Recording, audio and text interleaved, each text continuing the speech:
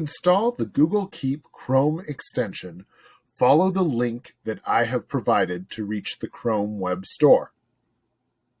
Once you are there, you will hit Add to Chrome, and it will ask for permission and click Add Extension.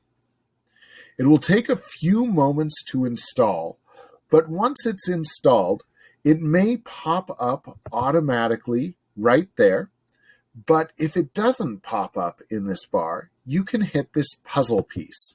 And here is where you manage extensions.